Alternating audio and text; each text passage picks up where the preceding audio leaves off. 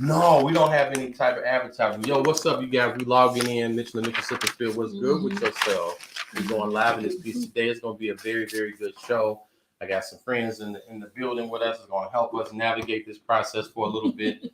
He's celebrating his birthday, so he decided to kind of spend a little time with us. My boy Fife Dog and his beautiful wife Tiffany, who came in like it's her birthday. I don't know what she thought she was going. Yeah, she can hear me. I don't give a damn. So we going live. We're gonna you already know how to operate that whole now, so I ain't got to worry about that. So today's gonna be a very interesting episode because we're gonna talk about a few subjects that I think are near and dear to a lot of us. I feel I smell like cigar. I smell cigar. So anyway, it's your boy Eddie Ed. Go ahead, you want to introduce yourself? Yeah, what's up, y'all? It's Kimmi Kim. I don't even know how to come back. You want to come back? Here, get some wine. Get yourself together. Get your life back together or something. So, but yeah, today's gonna be an interesting show. We're gonna talk about a few different topics that I think are very relevant to all of us concerning, I guess, just relationships, family, friendships, the whole nine, navigating certain things, and then overcoming. We were overcoming fear. We might tackle that a little bit. Really overcoming fear, which is a big deal. So I'm gonna say this. I'm gonna start it with saying this, that I think today is a great celebratory day for the Mitchell&Mitchell podcast because 3 weeks ago today, Kimmi had gotten sick, and we didn't really know what to make of it. It was kind of eerie and scary to all of us. You hear what I'm saying on that? And we didn't know what to do. I didn't know what to do. Kim didn't know what to do, and we just tried to persevere. And a week ago, we did a show here. I think was it here? We were in the same. Okay, 2 weeks ago, we did our first show here in the same location.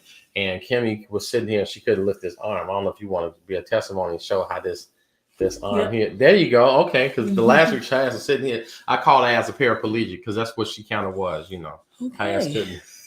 All right. But today, the grace of God, you are blessed and highly flavored, I presume. Things are working in your favor. Yeah. And it's all easy. Very blessed. Very blessed. So, what you want to... You was going to do this. You said you want to start off. We're talking about when you love someone and you realize that they don't love you back as much or the same or at all.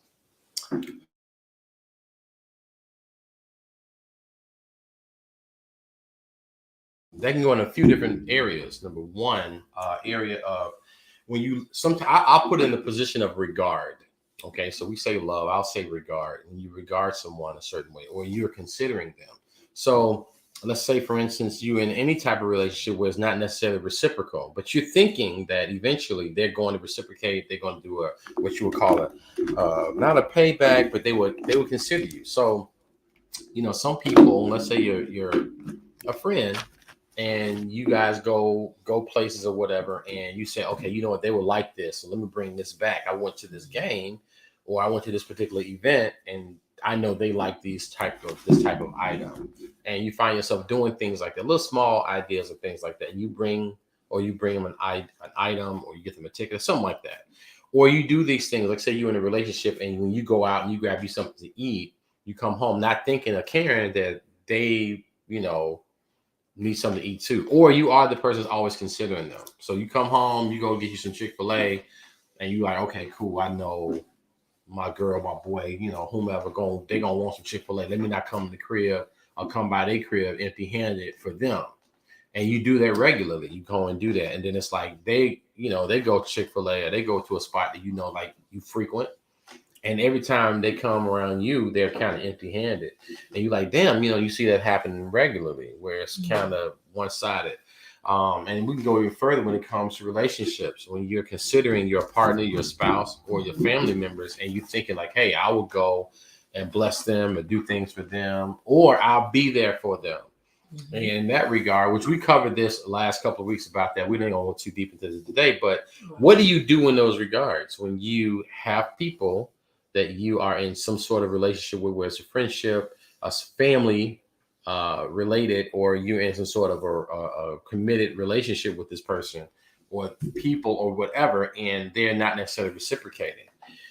Is it, and then that's when we come to the question like, well, do they love you back? Because that's kind of what we, because some people, there's like 5 different love languages, right? Right. Acts of service, words of affirmation, quality time, physical touch, and gifts, right? Yep. So you find yourself not getting on the receiving end of the things that you seem to give out on a regular basis. What do you do in those regards? Is it time to do what you would call, Kimmy, inventory check? You start realizing like, damn, it's been 15 years of me going out of the way and being what we would call self-sacrificing, which we did an episode about, and you realize that they're not necessarily looking at you like that. They don't give a damn. Like, I don't give a damn. You brought me some water and shit. I ain't asked your monkey ass bring me no water, and you looking at them like they really don't even think to give me a drop of water. They won't even piss on me if I'm on fire, type of thing. Damn. And it's like, what do? Is that a true sign of lack of respect or love or empathy for you? Is that just not your people? Is you start to realize that that's not the people that care. Those aren't that's not your tribe. And that's something that we were really tackling this week. And it started to hit you in your face, especially the older you get and the more vulnerable you become. Things happen as we get older. Our parents, I lost my mom a few years ago, and you start to see like, damn, life is real. This is some real stuff. Like, and you start to realize you don't have that much time, and there's anything could happen at any given moment. Mm-hmm. Who's there for you? And have those deposits that you've given to these people, family, friends, or whomever, are you getting any return on those things? And that's something that we always kind of, I don't know, I think right now I'm being more cognizant of, doing inventory on that. Who's relative to where we're trying to go, who's important to us, who think that we're important. That's the thing. How do you decipher if they think you're important? Kim, what you think? I think that you already know. I'm speaking in like people who have contacted us. And one of the reasons why we even having this conversation is because it was a scenario. So I'm going to give the scenario because I think just the relationship part. A person is in a relationship. A woman have a husband, and she found out the husband had cheated on her. Okay. And then they came to a decision that they wanted to have, that it was just, okay, this woman is allowed to be with someone else. Her husband is allowed to be with someone else. But she noticed a difference in the way that her husband treated the other woman. So the question was raised. I feel like my husband loves someone more and different than the way he loves me. And with that, she was like, I don't know what to do with that, because she felt like the title of being the wife pretty much supersedes anything in any other type of relationship. So she thought. It went on to get even more crazier, I would say. I'm saying the word crazy because the woman that he had the relationship with found out early this year that they have a child, that he never knew that it was his child. And him and his wife haven't been able to have children. So that gets even more tricky. So now she's even more down about, wow, I could never give him that. So she's been questioning the love and the loyalty. But I think when she's questioning that, the person that she needs to question is herself. When you say that, what do you give me like? Because most of the time we know already. We know already. We overlook stuff, but we know already. We know, it's no amount of conversation. And I know that she wanted us to talk about it, but it's no amount of conversation, no amount of advice. Someone gonna give you something that you know. One thing God gave a woman is intuition, which is absolutely a wonderful thing. And if we listen to it, we can shelve it down when we want to get what we want, but it's there. And I just feel like the love that she sees that he gives to someone else, it is what it is. But how much do you love yourself to say, is this something you want to endure, or is this something you even want to be a part of? Because it's really not, honestly, it's really not about if that person is loving someone else more than they love you. It's about how much do you love yourself. And I say that because a lot of times that's what it really is. So I was thinking about that, and she asked me that question, and I said, well, love is when you realize they aren't perfect and it doesn't matter. So even though she can't give him children, it doesn't matter Mm. because she was with him at a time that she could. But during all the different things that they've been through and the children that they lost, she wasn't able to provide that. So then infatuation is when you find someone absolutely perfect. Okay. So at the end of the day, which one are you? Are you infatuated with the fact that, he could love me? I'm not, I was perfect at one point. Or do you love yourself for being completely imperfect? Because you put a lot of, and I don't like this about women, put a lot of a heavy weights on someone else to show how you show up in life. And you can't do that. So that's when we do the inventory check we talk about all the time. Mm-hmm. You sit up and you talk about it. She had these conversations, which she shared that she did. They had these conversations. They went through therapy. Mm-hmm. So they did all the things that we would normally say, okay, then how do you know? How do you know? How you know? And then it's still the same. She still feels the same. Damn. So then you got to stop looking at the other person and look at yourself. I have a question for you though. So is it more the inference like, okay, he's over there with her, they got this kid with her? Because I have to believe that concept of conceiving or bearing a child for someone is like to me is like the ultimate well, I don't know, maybe I'm wrong with this, the ultimate thing women could provide. Am I saying that right? You saying the ultimate gift a woman can give a man is giving him a child? Am I saying it all depends on if that man wants a child. If he wants a child and he's adamant about having a child, and his wife, the one he's loving and committed to or whatever, can't provide him that, is that the seal of love? Like, okay, so now he got this. So in that situation, he got this other woman. So in her mind, she's feeling like, damn, this ultimate gift that I should have been, or I wish I could have given him. Right. I couldn't give him. This other lady has given him. It's obviously she's looking at that as, damn. Right. He loves her because he gave her something that she couldn't give him.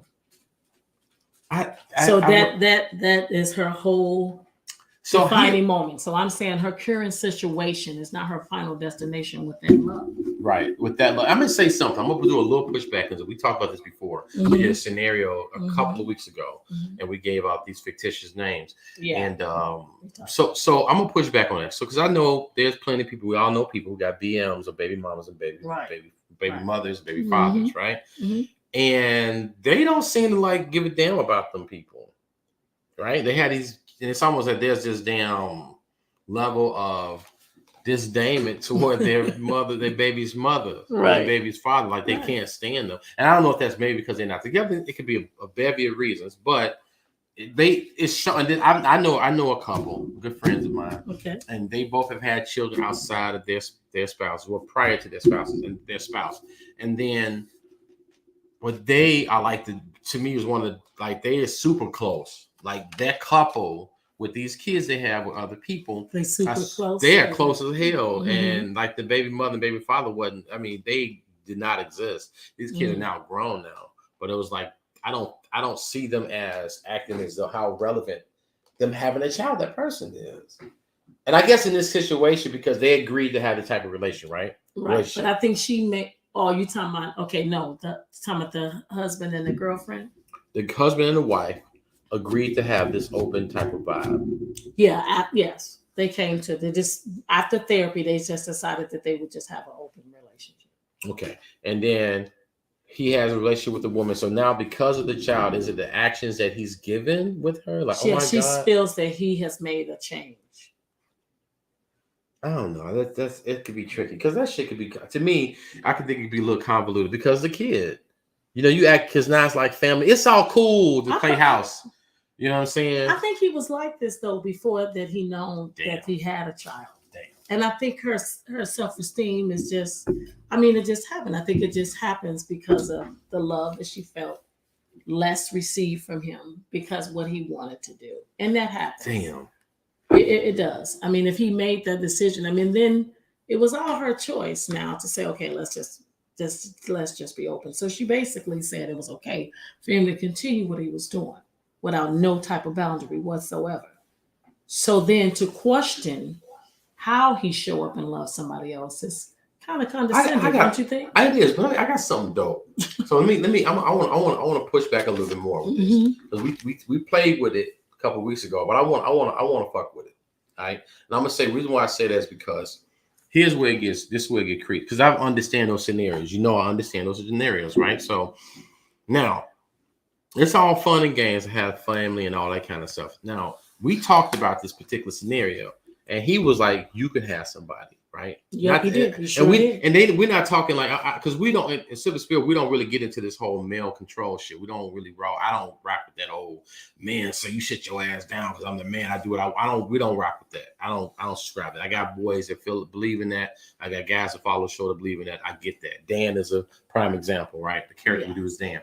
But I don't agree with that. But this being said, he's saying, okay, I got a woman, right? And she got a baby. And my wife don't have a baby. Now he's saying that you can have a dude, right? Yes, he did. This is where the pushback comes into play. And this is where it gets tricky. Because every time, and I know you said they've been on trips and stuff, but every time her and her guy go out and they ain't got no kids together, they're gonna be trying to find somebody to watch their kid on Valentine's Day. Right, that's what you said in the show. Right. and him and his girl gonna be like, nigga, we in Bermuda. They ain't got that responsibility. And I understand that, and that sounds really cool, having a kid, but that shit is a lot of work. Okay. And it sounds cute. They're like, oh, I'm leaving a legacy. I'm this man, I'm leaving my seed. But it's like, yeah, but you have to consider everything you do as a consideration. Mm-hmm. And people have different parenting styles. The first couple of years is all good, but when stuff go up, the boy, if it's a little boy, do they have I don't know if we want to get that far. Is that boy or girl? Does it matter? It don't matter. But well, there's certain things. No, it can't. Well, not in her mind. We're talking about just her mind. Like just in her mind, she's just saying how, you know what I'm saying? In his mind, he's been doing what he always been doing. Right, but he has not changed up at all. Yeah, but see, he did it big because he was a bonus father. So that child been in existence. He just didn't know he was the actual father. That is absolutely correct. So it's cool when there's somebody else kid. Oh man, I'm gonna show up. It's like being that part-time dad, and you do all the fun stuff with your kid. The mother got to do all the whack stuff with the kid, the homework, all the stuff like that. Okay. So the point I was making that I was driving home is that at some point the little boy is gonna do and say something, and she might be like, "Leave him alone." I've had this situation. Me and Angie had this conversation before. Growing up, my boys, every time I yelled at my boys, Angie felt like she had to ask me, what did they do? But she would turn up on them, and I had to sit there and be like, man. And sometimes I knew that they didn't do something wrong, probably something that I did, and they get lambasted, and I had to sit on the back one like, damn, son, I messed up, bro. I got you popped off, and I couldn't say nothing because I didn't want to undermine her. That's a huge problem when it comes to whatever. And I'm just saying, that sounds good. The kid sounds good until real situations come into play. And y'all have different parenting styles. And then you have a whole... So now she's saying, you can't yell at my son. Wait, because, that has happened. I've heard a mother say my son to the kid's father or my child. Okay. They've done that. And then he like, okay, so now it gets heavy. I'm going to go home to the wife because this is heavy over here. This shit got real. I'm going to go home to the vacation town where the wife, we ain't got all this drama. And then that's where it gets tricky. And it's like I said, that situation just sounds fun. And maybe he's this excellent father. Maybe he's this all-in type of guy. But I don't know. I'm just saying. Well, she could really flip the script on is what I'm trying to So that's what okay. So my synopsis is that I think that he always knew that was his child. I think he always knew that it was child. He hadn't been playing house. There was no need to play house. I mean, he had all the comforts and and the other person allowed that. However, he didn't know how to tell the wife. So he told her in January after they got out of therapy because he did not want that marriage to the end. See, the other woman with the child already accepted that he had a wife, and that's cool. More, there's women out here that they, I don't care. Don't bother me. So she been good. Her needs are being met. Damn. So I feel like that when from everything that she shared, it sounds as if he's already known. He's been the bonus father, now coming out as the real father. And he's been having that family for 8 years. 8 years. He's been having that family. Well, he wasn't with her for the 5 years. So he wasn't with her when she had the little boy. Now, see, that's what that problem, that issue in their marriage has been ongoing consistently. Five Dog, what you think about that? I got my boy here. He's helping me produce the show. As you know, on Sip and Spill, we don't. I'm real about it. We trying to figure this all out. My boy is educated in this stuff, so I'm asking the question. But what do you think about the scenario? Do you think that she actually had a point that lady may actually that he may love the other woman because he's married to her. They can't have kids. His girlfriend, which they've been allowed to have this open kind of a polyamorous relationship, and she has a child by him. Kim is saying that the lady, apparently the baby's mother, kind of knew that was his kid. And some kind of way, I think you just picking up that maybe he kind of knew it but trying to avoid it. Yeah, I'm saying that he knew it. He knew it. The husband knew it. You think the wife has a point that maybe the guy loves the other woman more than her? You think that's a point? Could be. Very well could be. I'll be very interested in the parameters of the beginning conversations of everything started.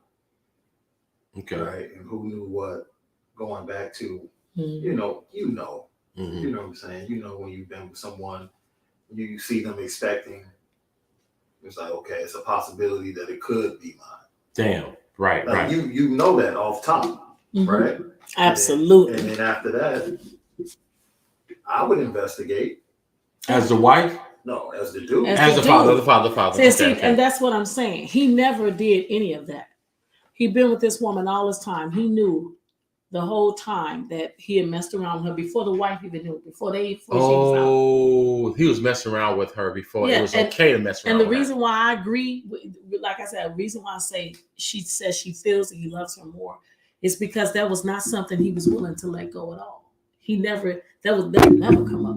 Oh, him letting go of the girl? No, that never come up. Even before he knew about the kid, all that, he was never. This is why their marriage went into the hole that it did, because he kept messing with this particular woman. She just couldn't let it go. Right. So I feel like, just like Sean is saying, like when she was pregnant, so you ain't gonna even think like one. I mean, it's been 8 years. The boy is 8 years old. So you telling me now, just in January, he about to be 9. Damn. And you just now saying that no, but he has consistently been with this woman. I just feel like that you just can't miss that. Tiff, what you think about that? You're gonna be on incognito. I got my good friend, my sister.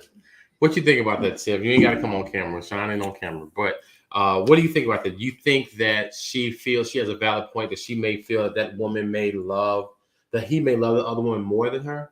I would think that. Damn. Especially going off of what she just said. Like if there was a previous relationship, because when I was listening to it, I thought that this was something that they had agreed upon. And I was thinking in my mind, well, pregnancy is something that could possibly happen between a man and a woman. And if that's what y'all agreed upon, you just have to be forward thinking with what you're agreeing with. But that adds a whole other element if you're saying they had a previous relationship and this just wasn't a relationship that he was willing to let go. So you made the compromise in the beginning. Damn. So you really are the other woman. Damn. And is that what you were coming to? Absolutely. Damn. Mm-hmm. Damn. Not the priority. So if she was the priority, he would have made a decision that I'm not going to do this to my wife no more. I'm going to leave you alone. Right. And baby, let me let you know, I'm going to leave her alone, but we have a child. He could have told her that years ago. Damn. So in case you guys didn't hear it, my friend was saying that she feels that the wife is essentially the other woman because the situation, as Kim was unfolding the story, and people that we're talking about know who we're talking about, as the story unfolds, he was in a relationship with this woman. He just could not let her go. Like she was like, I can't. And she was like, you know what? You can't let her go. Okay, if I can get a piece of you, it's better than none of you. Am I saying that right? She settled. Damn. She settled. I think that's something very different than amicably having an open marriage. Right. That's something very different. That is different. It's almost like forced, almost, isn't it? It's almost like, damn. No, she made a conscious decision for it to be open, only to benefit her. See, this is what I don't like that women do. Okay, I gotta shut that down when they do this. So you know your man is cheating on you, husband, boyfriend, whatever. You know that he's doing this, and then Y'all keep going back and forth. He continues to do that. So you continue to allow that. And then you agree to that, okay, we finna do an open marriage. But then you still mad though about what he did the first time. But at some point, sis, you made that your responsibility. You stop having a standard of what it is to be with you. So if you tell him that, yep, it's okay, you can go ahead, this is what we gonna do. And then he tells you, you can go ahead and be with somebody else. That's all on you. You can't look at him no more. Because if you don't want him to do that, then you should be saying, I'm gonna walk out the door. But if I'm still saying I'm gonna stay with you and I'm gonna rock with you, even though you with somebody else, that's on me. That's not on you. So the point is, like, if they didn't say, you know what, right, I'm with you. Mm-hmm. So if they didn't say, you know what, we have an epiphany in Mm-hmm. our relationship, we're gonna do some different stuff. Mm-hmm. And so this is what we're gonna do. We create these parameters or whatever, right? And then he get in a relationship with a chick, and then like Tiffany said, okay, a baby comes up, because that's what happens with a man and woman, then that's a different scenario. Mm-hmm. But if he with his woman and like you just said, and he just can't let her go. She's so important. He's so in love with her, whatever his situation is. Mm-hmm. And she like, fuck it, let's just go ahead and do this thing. Mm-hmm. That's a whole different, man. Not to belabor the point. I don't know. What's up, bro? Charles.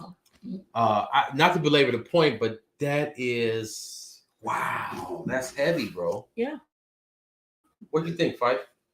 No, it goes back to what, now that I get the full scope of what was said, it goes back to his inability to go and check whether or not that is his seed, was his admission to not having integrity in the full situation.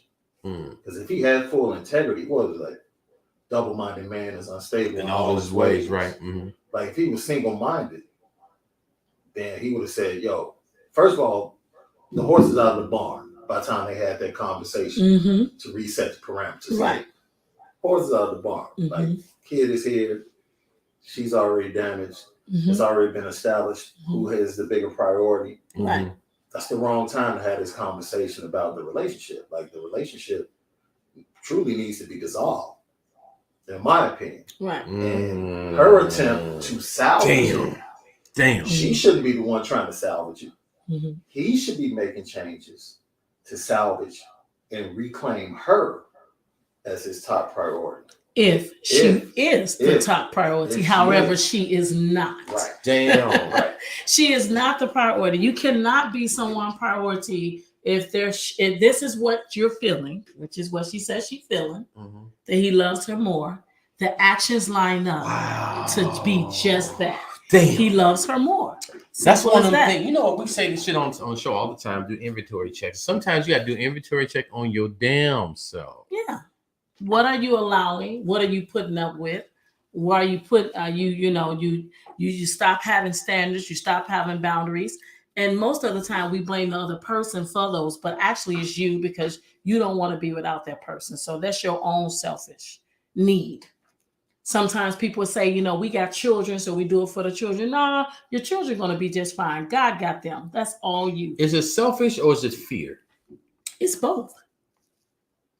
I don't know what it's like to not have him in my world, so I'd rather have a piece. That's you accepting that and allowing that particular piece. Damn. That's all you want. Then how you expect him to show up anything different? When he first told her, she didn't say, okay, so that's what you're doing? Okay, then I'm gone. To even give him the thought of like, okay, I just lost my wife and let me do things to get my wife back. Instead, she said, shit hit different when, it's always says, it ain't no fun when the rabbit got the gun, right? So it shit hit different had she had flipped the script on him and said at that moment, either made him say, I'm gonna be up, or okay, you getting pussy, I'm getting dick. You know what I'm saying? It kind of makes the whole thing switch. And at that moment, that would have showed me who he was. And she had made that demand. That would show you who he was. Like, okay, it was a line drawn in the sand. Yet he's still telling her that she can go ahead and be with someone else. That's because she's showing him she laid down already. That's what that is. She laid down already. So that's what I'm coming to. So Charles says selfish and fear. Right. What up, Charles? So she laid down already. Yeah. And so, I mean, at this point, he like, well, I got you. You feel me? I'm sorry, sister. But not sorry. But he basically said, I got you. And basically, I dare you. I dare you. I dare you. I bet you don't come back and nobody's open to me. He kind of putting himself out there. But what's going to happen is if she for real about her shit and he for real about his shit, unless he really does not care, if he actually has some semblance of care about her, what's going to happen is that somebody's going to be a little bit doper than he thought that she's going to run into because she ain't got no kids. And that's like not being funny. Me and Sean, we did a show years ago. We talked about a conversation years ago about, and this is going to sound very misogynist, but we had a show about value. It's almost on that Kevin Samuels vibe. We were saying, well, women who have children at a certain age, how men regard them. Do they say, okay, I'm going to jump in this relationship where you got these children? Mm-hmm. And we were talking in a very misogynistic way. We think a little different now, but we think differently now. Mm-hmm. But it was like, you have these children. It's kind of like, well, but this girl have no children. So his wife on the market, especially if she's got decent mindset on her and she kept herself somewhat together, reasonably together, and got herself, whatever. Somebody gonna be like, well, damn, you this age, and you girl, we finna go to everywhere. We finna do all the kicking and we going to go on trips and stuff like that. And when he see that, while he's sitting up there trying to find somebody to watch his baby on Valentine's Day and on Sweetest Day and all this other shit, and she like, that's your problem. Y'all watch y'all baby. We out. And it's a nigga that's handling his business. That's gonna be a whole nother I mean, thing. I get that, but if she don't feel that way, see, the difference is that we teach people how to treat us. Mm-hmm. So whatever I allow in my space, that's how I'm gonna get treated. Mm. So it's always, I always know, there's always another person waiting in the wings, whether it's a woman or a man. It's always gonna be somebody. But if I don't show up that way to way I look at myself, mm-hmm. he's not going to see this. So if I'm sitting up calling myself fat, ugly, I look like this, I act like that. If that's the way you feel about me yourself, then why should I care about you? Damn, that part. So at the end of the day, it could be all a man feeding her all that. You ain't got no children. I can shake you. I can show you the world. I can do this. I can do that. But if she's still stuck on him, which most people be, mm-hmm. then she ain't gonna go nowhere. You right about it has to happen with her. It has to happen with her. So, sis, it has to happen with you. Girl. So I'm gonna say it like this. We're gonna say it in Spanish, okay? Go with your mind. Yeah, we're gonna say it in Spanish. Go with what you feel. Okay, which isn't really Spanish, but obviously, but go with your gut, because your gut is telling you the truth. The truth is, he has his priority. I'm not gonna say the love more, but his priority, his focus is that woman. That's it. And you know it, as Kim said earlier, you knew it. That's why you was like, and sometimes we ask you, how you like, is that a bird? You want third party perspective. You know what I'm saying? Most advice asked for, you've already known. You already know. It's like an affirmation, a confirmation, right. Shit you already know. So yeah. So that's that. So I know you guys. I don't want to hold you if you got to go somewhere, because I know my boy came in here and hung out with me, man. Give me some tips on the show, guys. I gotta give much love. Yeah, appreciate it. And it's his birthday. It's his birthday. Let's drink to the birthday. Sean. He don't drink. Like I need the DJ horn. Right. Yeah. Happy birthday. He came and chilled with us on his way out. Him and his wife, beautiful wife, are going out. Appreciate that. Enjoying their day. He stopped by to see his boy. I ain't seen him in a minute, so I appreciate it. I know y'all got to go. I'm not gonna hold you. I don't. My friends, my sister. She's not my friend. She's my sister. That's my brother. That's my sister. So she's not my friend. She's my sister, and I'm not gonna hold her up for taking her man out on his birthday. That's right. First of all, let me just tell you how they rolled in here. My man got pulled up. My sister pulled up, was driving. And I like, my man got out the passenger seat. I'm like, he getting ridden. He about to get flued out in a minute. 23 years in, it's about time. 23 years of marriage. Yeah, 23 years of marriage. Oh, tomorrow's the anniversary. Happy anniversary. Yes. That's another clean. Yeah, happy anniversary. Sean and Tiffany. Sean and Tiffany, the Davis is just. So they gonna. I don't want to give him another drink. He don't drink. Okay. So and Tiff, you all go and enjoy yourself. So we giving much love to people in the building, y'all. Right. Much love, y'all. This is my best man in my wedding. Right. Fife, I'm gonna need to when you get done, if you sober, just call me when y'all done, or just text me later on when y'all done. If y'all not on no, y'all old, y'all ain't gonna be on no freaky shit. Tiffany talk a lot of shit. She ain't gonna be on nothing. Oh Lord, look, this is my sister. She gonna be like, look, I'm gonna prank you. Look, my boy and his wife, I know she promised him all types of stuff. Boy, I'm gonna do this, I'm gonna do that. They gonna be sleeping. They gonna be sleeping at 9:30. He like, Tim, what happened, babe? Lord, I'm gonna get you in the morning, babe. I'm gonna get you in the morning. I know. Y'all I have a love good you guys. night. Thank you guys. Have a good night, guys. Yeah, that's you know, that's I love don't- right I don't there. know what to say, y'all. Thank you so much. What up, y'all? So, yeah, that's Charles said that's a good show. Clarence, hey Clarence, and then that's Estrella saying, Oh, she love our sure, shirts. thank you, Yes. thank you. Hello, good people. So that's something that subject is something that we broach, and it's something Yeah. that I think is ridiculously imperative to really dive into. Kimmi and I find we I don't want to say we pride ourselves, but we try to make sure it's our point to go into these weird spaces, or I guess tough to talk about spaces. Hard stuff to talk about. Hard stuff to talk about. We talk about it because it's just part of who we are. It's part of our DNA. And actually, Kimmi is pulling a little bit more out of me because I'm kind of, talking around a little bit. I ain't today, y'all. Kimmi, Y'all can see he's, Kimmi usually kind of. he's on 12. I don't think I'm nowhere near that. So the next subject we're going to talk about, we do these in segments, is Kimmi Kim. I'm going to go ahead. I'm going to do a little Facebook. What's the next subject we want to talk about? I think We're doing overcoming fear. So overcoming fear, that's so many variables: relationship, careers, the chances, the risks that we take, overcoming fear. So I will start with those of y'all that's just coming on now. But earlier, Ed was talking about what happened to me recently. So I was waiting for this particular subject to discuss that. But one of the things that when something happened to you and you don't realize what's happening to you, and you don't have all the answers, and then things, keep developing, and it just hits you. The first thing we do is like, man, I don't know what's going on.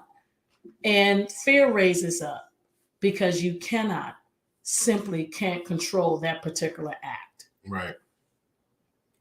For example, with me, I did not know what was happening. I know I just lost the ability to move my entire left side. Mm-hmm. I'm sitting here, that was 3 weeks ago. I can move my left hand, as you can see now. I can feel in my left hand, and I want to do this. I couldn't do this. If anybody's watching the show, I couldn't do this, but now I can stand, y'all. Yay! I can turn around. You know what I'm saying? And God is good. All the time. Because I couldn't do none of this before. Didn't have no feeling. I was just completely limp, being in the hospital. And Ed became not only my co-host and friend, but also my therapist. He liked to call himself the fake PT therapist. PT therapist. I'm super fake with it. But it got me to what's going on today. So I'm 100% grateful and thankful. So when I say overcoming fear, everything behind it is everything you want. Everything you want is behind fear. So it's hard when you got people saying this, and you need to do this, and you need to do that. And I remember during the 3 weeks, I simply said to Ed, like, I hear, all the different scenarios, everything that's going on in your mind, what you're thinking, but I simply just need one thing from you. And that is, I need you to believe in me. That's exactly. And he didn't give me that at the gate. Okay. Right. He never said that at the gate. So I had to come to terms with, even though that's what I wanted him to give me, I felt that I no longer needed that to be able to get to where I need to get to in my mind mentally to be able to stand up and wave my left arm today. Right.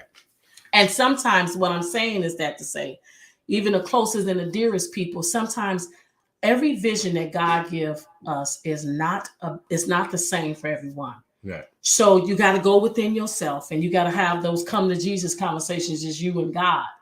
But don't let fear stop you from things. Like it can be very scary. I didn't know what was to come. I was laying in a hospital bed going, damn, I don't know if I'm ever going to feel my left side, if I'm going to be able to walk again. I'm not, you know what I'm saying? So I'm at a 3-week road of that.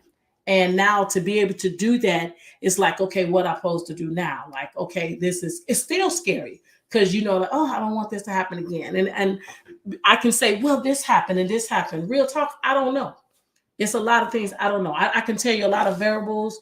I can say I'm going to do this. I'm going to say I'm going to do that. But what I am going to say is that I'm going to continue to live my life in a way that I'm fearless.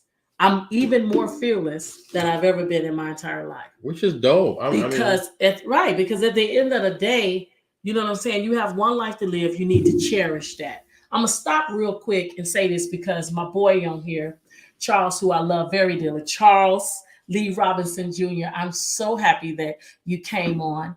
And, you know, there was a show that during my sickness, there was actually 2 weeks ago when I first got out the hospital, when I came, we did a show and Ed was talking and he challenged you because just before Ed and I had the last show before I got sick, he know I had been dealing with the fact I've been telling him all week, I've been crying, I've been going through because Charles lost his son. So Charles losing his son, it's like I lost my son. So I completely understand. And I'm just so happy for you to show up today. Much love to you. And you know, I love you dearly. Yep. Soon as I'm still up and able, you know, I'm pulling up. That's what I do.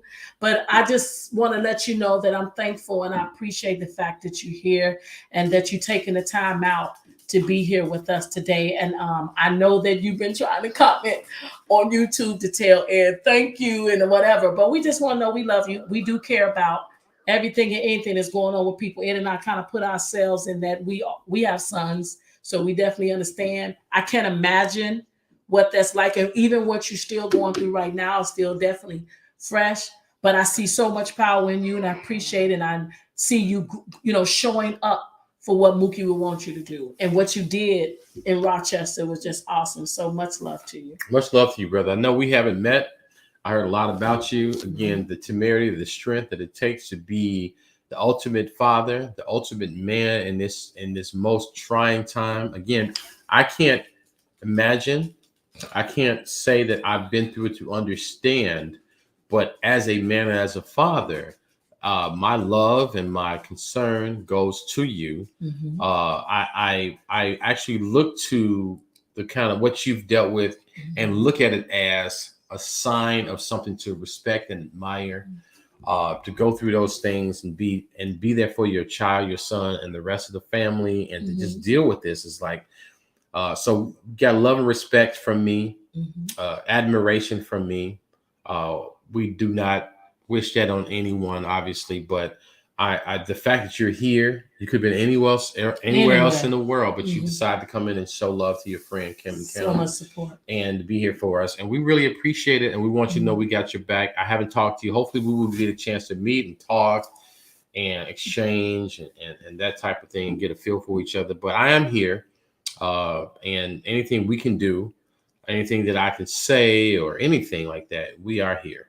Absolutely. So I want to say that to him. He lost his son. People who don't know, who are watching, good friend of Kimmi Kim's, lost his son a few weeks back in New York, right? Right.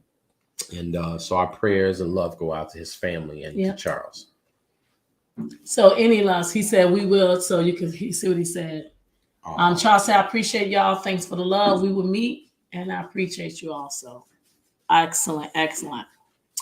So overcoming fear, I gotta also say, stop letting people who do so little for you control so much of your mind, feelings, and emotions. Oh my God! Oh my God! For real. Oh my God! Because that would preach. If I was a preacher or I was a motivational speaker, that would be a major title. Yes. For a message. I mean, we're just thinking about it. We was just talking about, you know, when you love somebody and they don't love you back, and I can, you know, channel that more, but in different ways. I'm just simply stating that you be sitting there worrying about that person. They not even thinking about you. Really, they not. And you got all these scenarios in your mind about how they are and what they doing and how they this, and they not. And then they just be like, oh, hi, Ed. And I'm telling you, if you could really sit back and think about how much time you put into someone else, if you put that in yourself, how much more you can give yourself, how much more valuable you become. I think a lot of people don't value themselves. You listen, your current situation is not your final destination, nor is your mistake have to be a continuance. You made one mistake. That don't mean you have to continue to keep making mistakes. Your past mistakes are not meant to guide you. Okay. Well, I say they are meant to guide you. They're not to define you. That's what I want to say. So, we have our mistakes and they don't define you. I think that they're meant to guide you, but they won't guide you if you don't get the lesson out of them. Mm-hmm. If you keep going on and on and on over the same mistake, you keep repeating the same type of pattern, you keep talking about the same type of thing, then what you think you're going to get? Our minds are very powerful, what we put in them. We need to learn how to channel negative thoughts. And I can speak so candidly about this because when you land on your back and you can't move and you got to wait on somebody to move you, trust and believe you don't have nothing else but to do but talk and listen to God. That's all you can do. That's all you can do. Every and any time you can't do something, you relinquish control. You don't have the control to do it. Something as simple as this, we take for granted. We take this for granted. So we have two hands and we can move. You know what I'm saying? It was like my right hand been doing that. I was like, I'm strong as hell on this side. On my left side, I'm like, I can't do that. But when I tell you, when you have no other place to go within yourself is to look at yourself and say, I got to get out of my own head, because you can tell yourself things that can keep you down. Mm-hmm. You really can. You can tell yourself and it keeps you down. And it just keeps going on and on and on. And I would say some of my Kimmi gems, I'm going to spit for y'all because that's what I like to say. So I just wanted to say, being positive doesn't mean you don't ever have negative thoughts. It just means you don't let those thoughts control your life. Don't let yesterday take up too much of your today. If you aren't being treated with the love and respect, check the price tag. Maybe you've marked yourself down. It's you who tells people what you're worth. Get off the clearance rack and get behind the glass where the valuables are. So you might want to think about that. And note to self, you might want to start thinking about that. I matter. Tell yourself that all the time, consistently. I matter. I matter. And no matter if this person don't see that, and it's their loss. It's their loss. Because I've in my life, I can say I've seen people walk away and then do a 360 and try to come back. Try to run back to you. And then you be like, wait a minute. So when you're evolving to your higher self, the road seems lonely. It does. It really does. But you're simply shedding energies that no longer match the frequency in your destiny. So the different times that I've been going through what I've been going through in my life, period, not just my current incident, I feel like I have been shedding people. Some people been like, oh, like really? Like you don't want? No, I don't. My circle have gotten so small, I can pretty much look to my left and right and boom, there go my circle. But I'm not afraid of that. And I'm okay with being misunderstood. I don't know about you, Ed, but you get to a point in your life, which I think I can say very early on, I've always had an attitude that I really don't care what you think of me. I've never been into anything for the likes or for, okay, I'm the popular one, or I need this person to like me. No, I absolutely fucks with me. You know what I'm saying? Damn. I like me. Wow. You know what I'm saying? Yeah, I like me. And if you don't get that, that's okay. I'm not trying to be liked by everybody. When we do our show, we created a platform because we want people to come on and talk about what you want to talk about, say the stuff that you can't say, we'll say it for you. Mm-hmm. And for all, you got to be here for, when you're on social media, you got to be here for everybody shooting shots, saying all kind of things. And I'm okay with that. But you just got to be sure about yourself. So I don't know what you want to add about overcoming fear, but it's for me, along with that is really overcoming to me, fear and doubt is one and the same. And I did a show about that before. And sometimes when I attribute that to my personal experience has been doubt is one of those things. Because I had a question. We did the show before. I talked about it before. And I would say, well, what is the fear of success? I always wonder, like, what does that mean? Why would somebody be afraid to be successful? Right. And fear and doubt is one of the same. Overcoming fear is overcoming doubt. And what I mean by that is this. Obviously, fear of failure is obvious. Nobody wants to fail. You don't want to look like a goofball. You want to lose your money. You want to lose your, old guy Deke used to say, don't bet your house. You'll be living under a bridge. So nobody wants to fail. But what's the fear of success? Well, when I say fear and doubt is one of the same, It's like when you doubt things, you just don't believe it can happen for you. And I should say I would see people that I thought wasn't as intelligent as me, that was very successful. And then what happened was they actually believed that what they was talking about was going to happen. And they put in the fucking work, right? So overcoming fear is like, just for it might, if you put the work in, right? You have it. Let's say you want to have this $1 million, you want to own this building, you want to do something you've never done, and everybody else is like, well, I don't know, I ain't never did that. Well, if you keep talking like that, you won't get it done. And if you believe in something, you work relentlessly as if it's going to happen. So you put in the work and make it do what it do. And when you make it do what it do, or whatever. When you make it do what it do, it'll happen for you. It's the belief. It's the belief in what you say you're going to do. It's putting in the work. And so, to me, overcoming the fear, believe it can happen for you. Because what happens is when you don't think, oh, I ain't gonna make this $1 million, so you just stop doing the shit. Right. Why get up and make these stock trades? It ain't gonna happen for me anyway. And that's how that goes. So that's why you want to detox. Appreciate the love Charles put it on his Facebook page. Charles definitely got lots of followers there. I would say that detoxing your thoughts. That's where I'm at. I think detoxing your thoughts will help you quit having negative ones.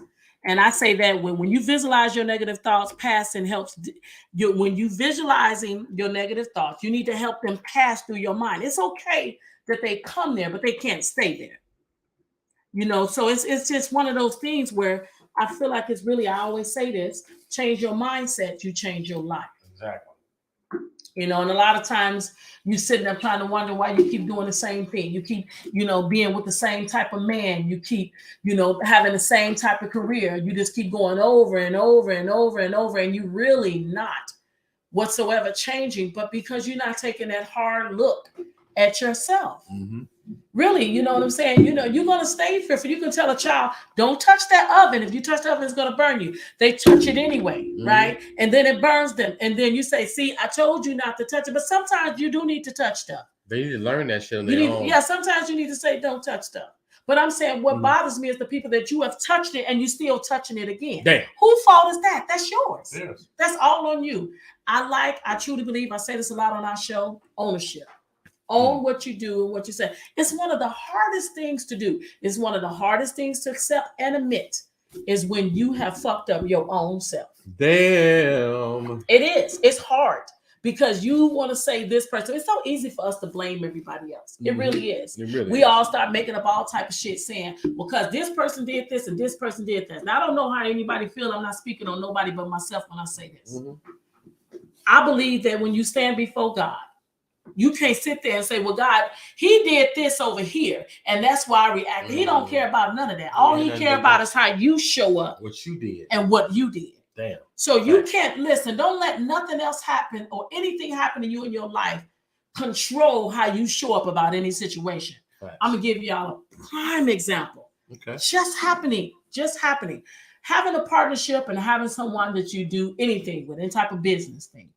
And that day, they don't have the feeling. They lost. And then you kind of go off their energy, right? And they just like, they feeling this type of way.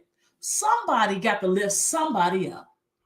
You understand what I'm saying? Somebody got to lift somebody up. Because if we both going to stay down there, so we're not going to reach our ultimate goal now, are we?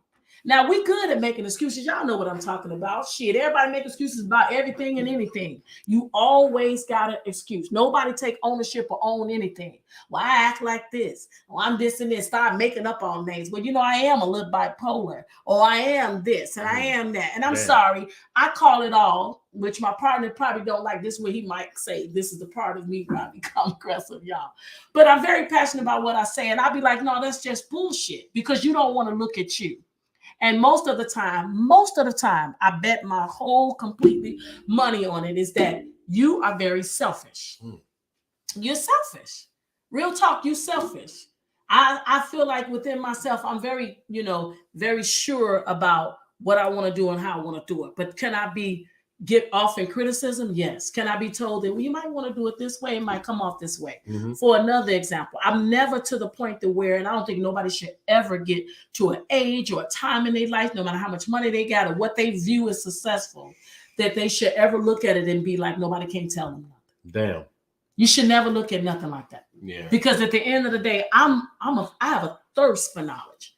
I want to continue to learn. I want to, when you all talk back to us and send me DMs and talk about this, you know, that's the whole point of us creating this show. Because a lot of times people can't say what they really want to say because they don't have the power to say what they want to say. So they pull up and sip, and then what they make, and they be like, "Babe, you see that? See, that's what I'm talking about." Or they may not have it. They may not have the platform or the clearance or the clearance or the leverage to say certain things. Some people just don't have that relationship. They don't have that type of vibe where they can't see it. And again, we will speak on behalf. We'll go there, and she give us a story. I love that too. I'm gonna be honest. You know, we get these scenarios and we talk about it. And last week we did a scenario. We were again talking about, we gave like these fictitious names, and we'll go ahead and run it down for you and throw our input on it. A lot of times at that time, we've done some research, due diligence, and again, we always talk about what we know, not necessarily what we heard. Yeah. But we'll get some information Facts. to even to corroborate or collaborate with our thesis or with our opinions about it or what we know about it. Right. And so, yeah, so this is a place to do it. Tell us that shit. We'll go there. We'll run that down. Goddamn, we don't give a. You heard what I said. Right. You hear what I say. It doesn't matter. At the end of the day, I feel like don't be silent. Silence is a message too. Silence is a response. But I feel like everything don't deserve a reaction either. I just want people to be more. You should be more accountable. I would say I hold Ed accountable for a lot of things. Right. You know what I'm saying? Simply because you want that type of accountability. And it's not the feedback I get from him about me holding him accountable. It's from the other people, like from his wife or like from his friends. And it's like, I love how you can handle him. People that know him and had business and things with him, right? And they can say you can hold him accountable. So that little smaller thing, and then he could feedback and be like, yeah, that's not something. And I'm used to doing that. And I'm gonna say this. I'm the type of person, say this type of friend I like. I don't want a friend to agree with me. I don't need the fake ass cheerleader. Don't need that. Damn. You know what I'm saying? I need you to be able to talk to me straight up, because I'm gonna call you out on that. If I'm laughing and I think it's funny and you don't, then don't laugh. Right. But if you being fake, and you know what I'm saying, I feel like a person really care about you when they can tell you about you. Well, you know, and your delivery don't have to be messed up now. The delivery is powerful. I gotta let your friend out. So yeah, we can keep going because we gotta let Kiwi out. She have her best friend Kiwi, and her have become our little Yorkie has become best friends with her. She's been nursing Kimmi back to health, and she hadn't left her side. This my emotional support. So y'all leave her alone. She got to go outside. Check. So we gonna let her out real. I'm gonna let her out real quick. So let Kimmi Kim drop her Kimmi gems as usual. So we sitting up for everybody that's joining right now. We talking about overcoming fear. Let me ask you all this: What are the one of the things that you've had to overcome, that you went through, that you was fearful of, and you was like, man, I don't know how I'm gonna get through this? Or what is something that you want to overcome that you're fearing right now? Let me hear it. Let me hear it. Talk to your girl. Let me know what you think. Because I know everybody fear things. So if you're fearing stuff, let me hear what you fear. And I know Kimmi Kim. I'm getting back in. Kimmi Kim. It was so. I had to remind her. I'm gonna go real simplistic about with her. We created me and Kimmi kind of created her own little therapy. So she told me kind of what she wanted, and then we kind of came with our own little therapy thing.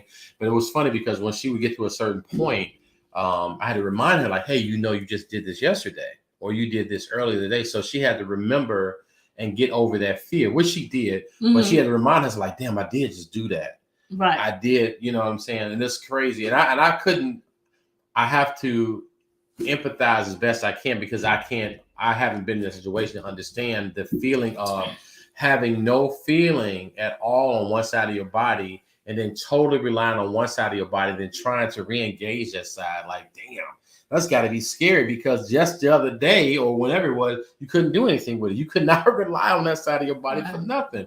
And so now when you try, now you get strength now. It's like she had to remind herself, like, okay, I did just do this. I did just do that. I did do that. And that was fearful to go out there and say, I'm going to walk on my own. And I pushed it the other day, and I'm like, listen, you're going to do this on your own.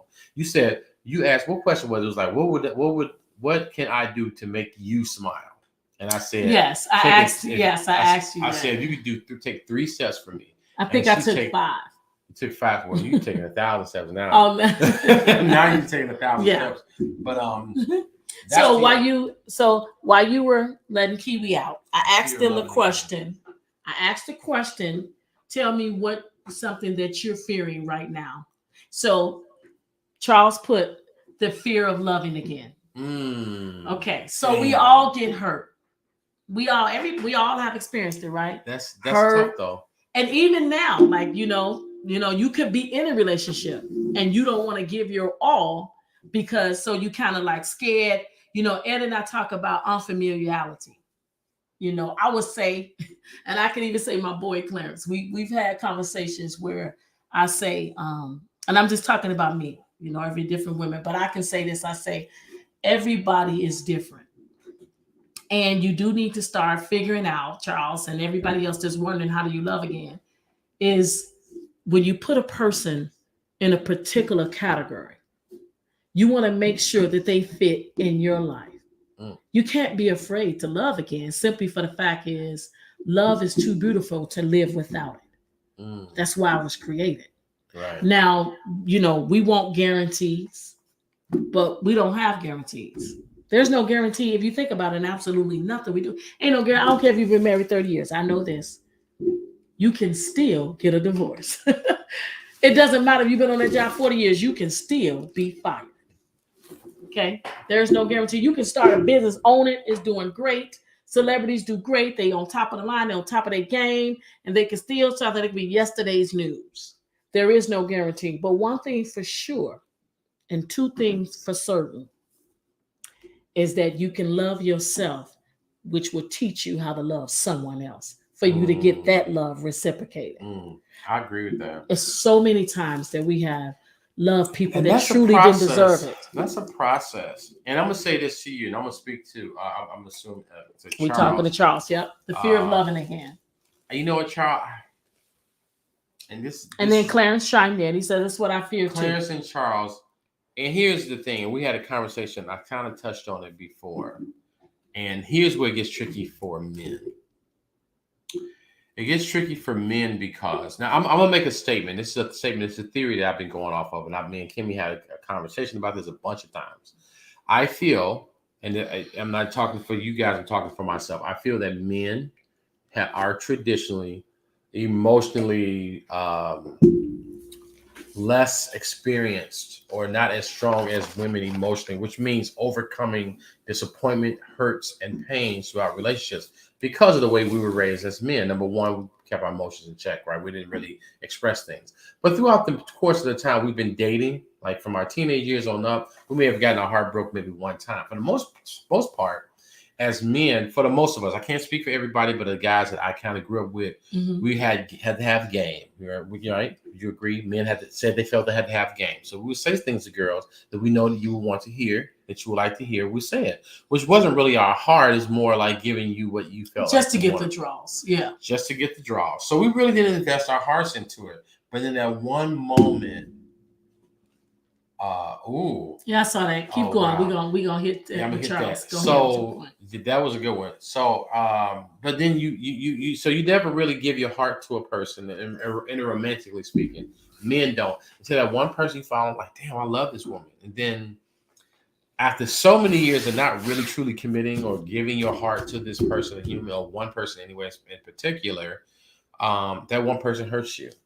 And you have all these years of avoiding that, where women have been dealing with these ups and downs, the cyclical relationships with men lying and not being themselves and being truthful and hurting them. And then women recovering and healing and loving themselves again, and opening themselves up to love again. I feel like in that regard. But I want to touch on something now a little bit more deep. And I'm going to have you talk on this one. Fear comes from losing someone you love to death. So Charles is saying, you're saying your fear is losing someone you love to death. Yeah. You have to make it your business when you in a relationship. You tell this person, when you say, that's why I don't like meaningless words of I love you. I'm quick to say, don't tell me you love me. I'm quick to say, don't call yourself falling in love with me. Because when it's time for it to show up, when it's time for it to really show up, when all the little romance and all that is gone now, when I need you so much to wipe my ass and you're not there, you didn't love me. That was all surface stuff. I think he may be talking about if someone you love passes away. Right. So I'm getting to that. So at the beginning, that's how it starts, right? Then you find like, wow, this person absolutely does that. Wipe my ass, be there. I ain't broke. I ain't got nothing. So you love them and you became vulnerable. You let down all your guards, right? And Charles is saying yes. So you love them and then they died. And you like, I don't want to ever love like that again. Do you ever once think that that would be so unfortunate? Because all that love that was given to you, and I say this a lot of times, but I'm going to mean it in this way when I say one person, I'm not going to say a male or female, but one person, tears is another person's smile. I'm going to share this story with you. And loving somebody that I have experienced and losing them and they died, okay? It wouldn't be, it's just completely, I couldn't put that on that, the love that I experienced to share that. The love that I received from that person was so immaculate. He's sitting somewhere saying, now I better see you love again because that's what I gave you. See, it's just a matter of changing the way you look at it, changing the way you think about it. You had some beautiful moments. Some people say, when I die, don't cry, my friend. You know, I want you to have a party, celebrate, because that's what I was about. So when you have that type of love is not for you to fear. It's not. It's for you to enjoy, for you to cherish, for you to create more moments, and for you to continue to give it, which makes it continue to flower. I want to add to that I believe, again, I'm talking from a person. This is something I can't say that I know, okay? But just as a person of empathy and love, I would hope, and hopefully this is an encouragement, just as a brother, as a co-laborer in this life with you, Charles, even though we don't know each other, I would think that, and I'm going to presume maybe we're speaking of maybe someone really close to you, like a child. And I would think that the love that you give after this has happened would be the extension of what you lost. Like, so it's like that person get to live on through the love you give out. That's my hope. That person get to live on through your heart, through your life, through the love you give out. You share that. That's what I would hope. And I can only speak from that perspective. I would hope that it's like when I lost my mom, and it's different than losing a child. And that's if I'm speaking on the same level. If you're talking about somebody you love in a romantic way, but Charles, are you talking about someone you love in a romantic way? Or are you just talking about or losing someone like your mother and your son? I think you're talking about your son. Which one are you channeling when you say your fear comes from loving somebody? And Clarence, which one are you talking about? Are you talking about loving someone in a relationship or you being hurt? Because that causes different reactions from different type of people that is matter of importance to you. So we want to make sure that we giving our thoughts on exactly what you're thinking.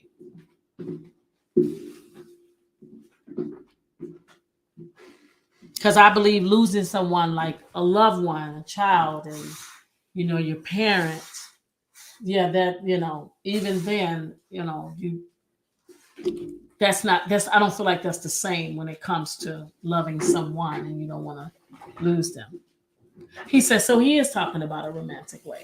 Nice. A romantic way. Right. So when you love somebody, he's saying your fear of you loving somebody, you let down all your guards and then you love them, you vulnerable and everything with them, and then basically they die.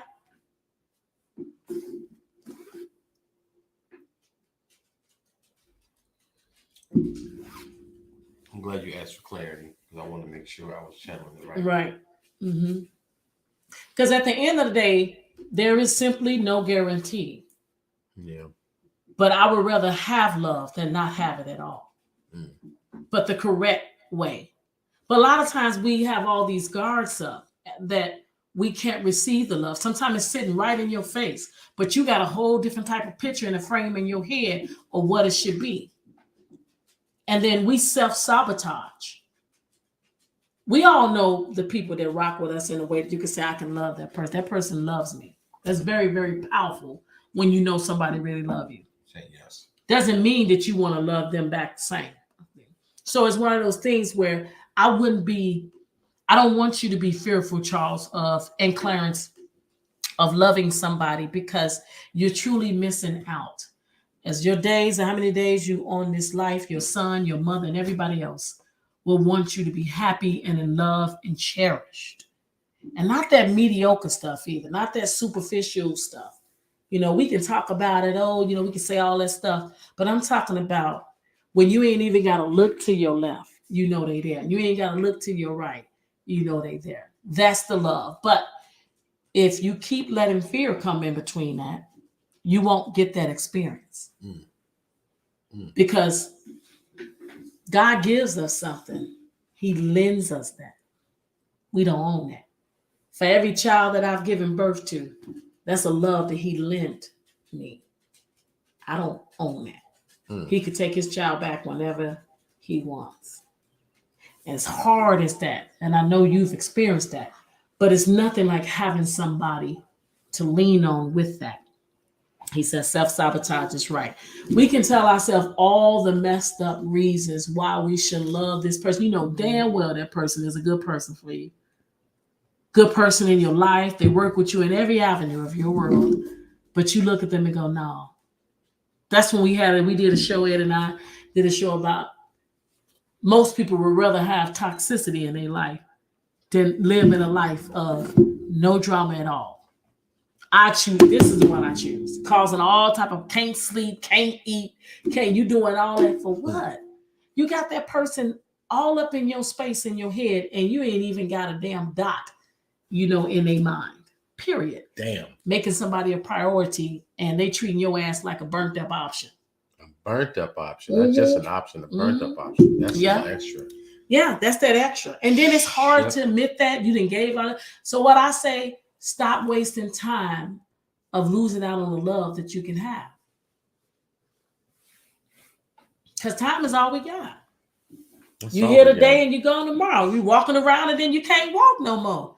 So why? That's why I tell that sometimes. I say, live in the moment, okay? Everything you don't got to plan. Because sometimes we make plans, God laugh at us. You know what I'm saying? So be in that moment that day.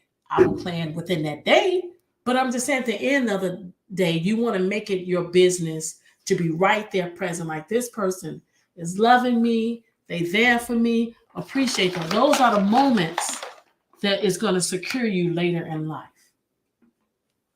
They do. That's your comfort. That is your true comfort when you can have that type of love. I agree. So fearing it don't help at all because you don't get to receive it. Or as you would say, unfamiliarity too. Something that I don't know. We be fearful of that too. Am I right? Yeah. What's that Luther Vandross song that says about love? Don't. You have love. I can't think. It's a Luther Vandross song that says something about love. Like don't. So amazing to be loved. So amazing to be loved. Yeah. No, but it's the other That's one. That one. It might be that one, but it was something about don't. There's something about like don't. Get so to love. Tell me how to forgive and forget.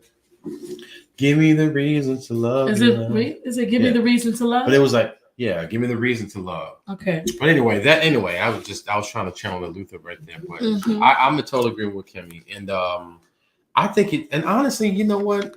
It's one of those things where we go back about what I was talking about earlier about fearing of success. It's like fear of love. You may actually get some dope shit in return. And so even if it's for a span of time, not a second, no a minute, no an hour of another day, like Smokey Norfolk was saying, But it's like Yeah. those moments, those Mhm. precious stolen moments, are Yes. sometimes just worth it, Charles. It's just worth it. It is. I think I personally think in your life right now, I haven't met you yet. I think you deserve that risk. And you never know. You might get more love than it might be funny. You might be like, damn, I'm gonna do it all. This is too much, But that'll happen. I've had those scenarios happen where you get so much love. Because you honestly, if you think about it, you deserve it. Yes. And I think that the fear is what keep you from not You wanting deserve it. And that's a self-sabotage too. I think you deserve that love, Charles. I think that, man, that's tough. But you But I have to think you tell deserve- yourself that. That's why I keep saying, Yes.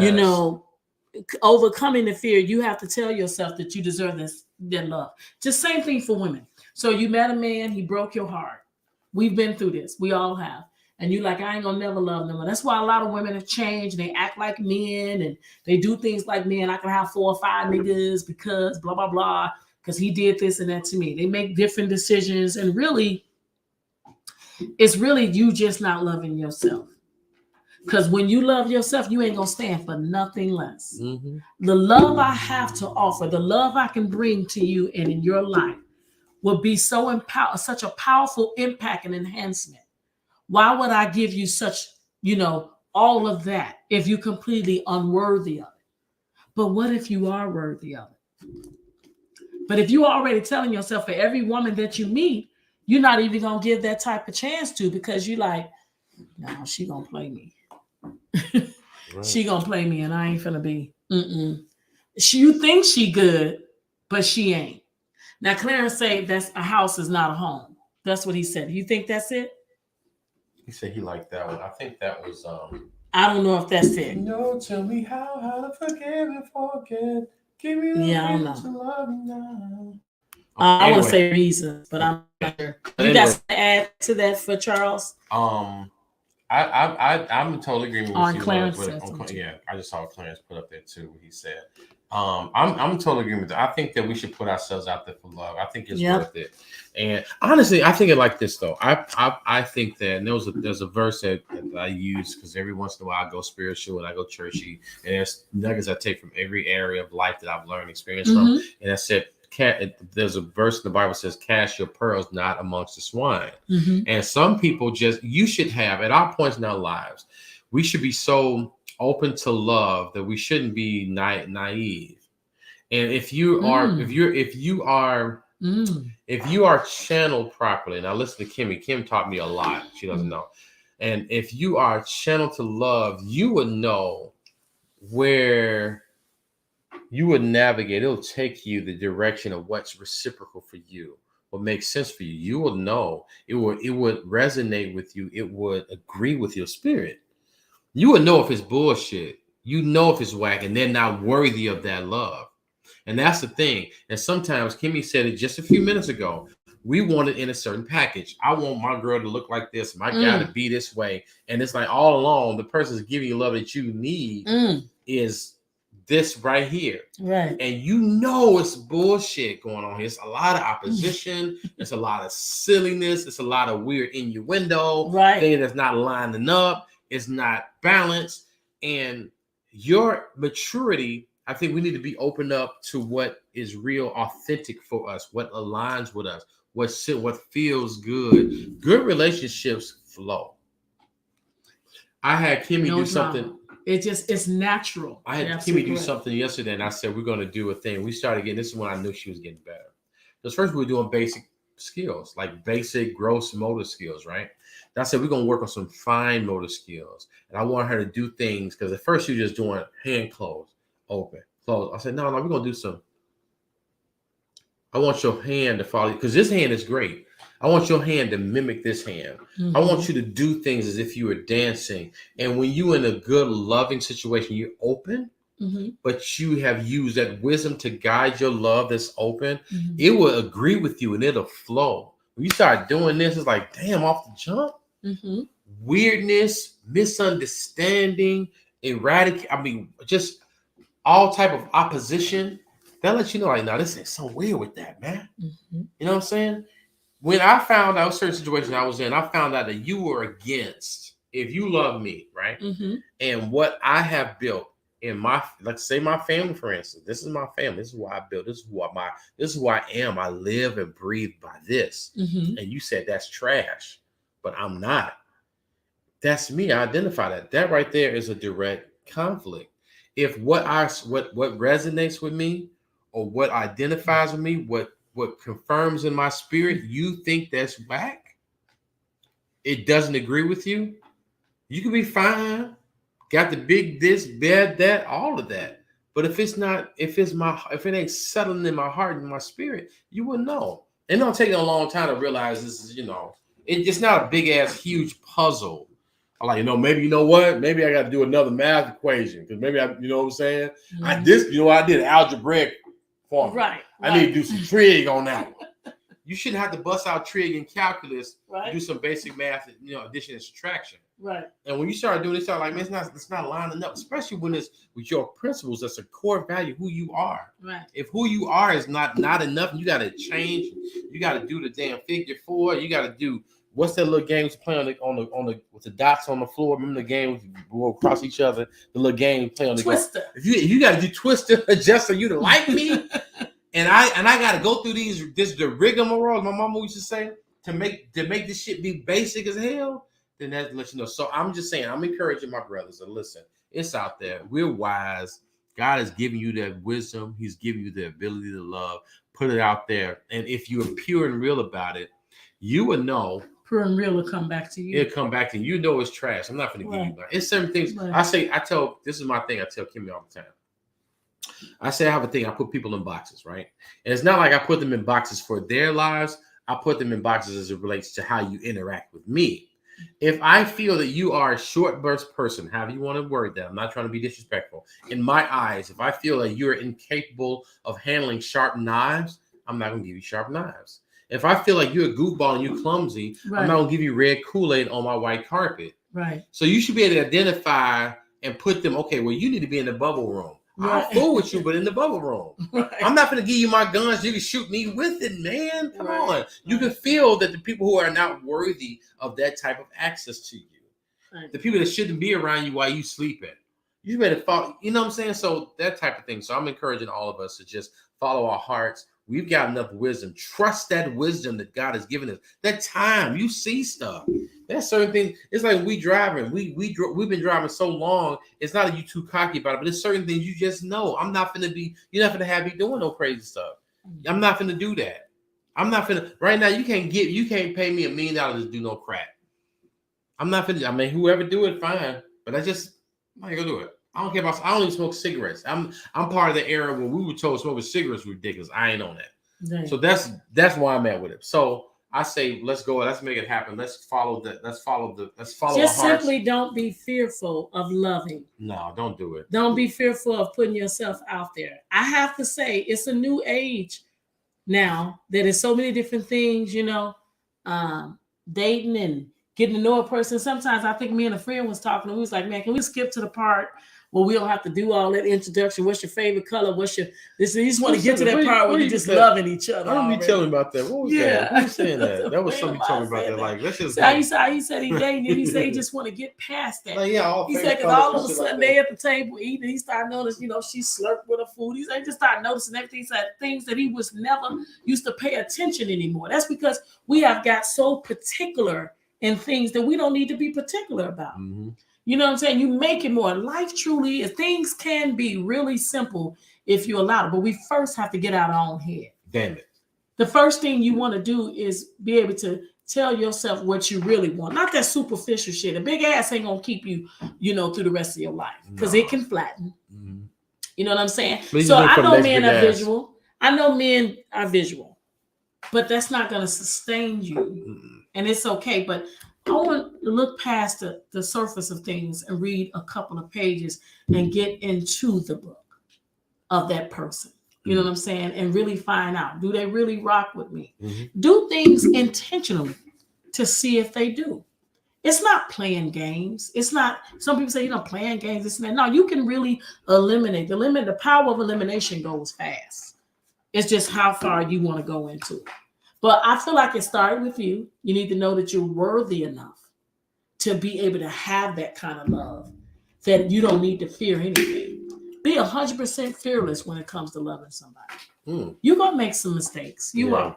That does not think it's worth it, though. you. I think it's worth it. But it don't define you. I think it's worth it. I don't think love should be limited in any kind to where this one thing didn't happen. Okay, you missed the red flag, or you didn't miss it, you overlooked it. But if you just be, clear about your intentions, it'll really save a lot of time.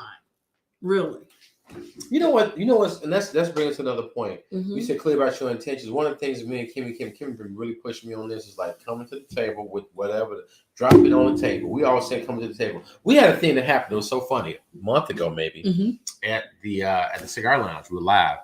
Kimmi, it was a women's tell-all. It ended up evolving into something totally different. Oh my God. And my partner was I loved it, but she got so annoyed with it because it just went in a different tangent. But she was tearing these dudes' ass up. And it was one of those moments where the guys were talking about how women can't accept the truth or whatever, all this other kind of stuff like that. And we just kind of like, well, why don't you just tell them what you want, and deal with how they respond. Right. And the conclusion we came to, which is the actual truth, men and people say, women can't handle the truth. I don't know if you guys agree with that or what your feelings are on that. What we've learned, and I addressed some guys, said it's not so much that women can't take the truth or can't handle the truth that you ask them. You can't handle their response to the truth. And they say, yeah, you're right. I don't want to hear or feel that guilt that came with it. Or the stuff that come along with it, because we as men, anybody that's the perpetrator, right, the person that does the offense, we always find justifications, right? But we want you to get over it, right? It's like motherfuckers like with the slavery thing. Come on, man, right? Y'all still talking about slavery, man? Right. Slavery was a whole 400 years, right? And it ain't been that long ago. It was 140 years ago that it ended, right. And so people want you to hurry up and get over it. But don't forget 9/11. So it's so funny. That is messed up. And people want you to get with it. So the men want you to. So that was the thing. We talk about how guys want to. And it was so funny. She told their ass up. It was so crazy. Like, listen, come to the table with what it is. Tell them, listen, like you said, they found out like you slurping. You started like, forget all that. What's your favorite color? Listen, what you like? What's going on with your life? Where you see yourself in 5 years? Do you want to get married? What you want to keep? What's going on? What's up with you? Is you crazy? Is you not crazy? Do you need medication? What's going on? Let's talk about what's going on. Do you got money? You got credit issues? Let's fix that shit because let's get into it. Let's figure out what's really going on to see if we're going to work with one another. Okay, let me ask this question if you don't mind me intervening. No, go ahead. For the men that's on our show, do you think that's an aggressive woman that's clearing that airway out? Asking all those questions right up front? Let's just skip all the BS and let's get to that. Do you think that is aggressive? I feel like it's a time saver. Right. It really is. It's a time saver, just like you said. But a lot of people don't want to do that. A lot of people don't want to be on that. But do you think that? So what do you think, Ed? You said it.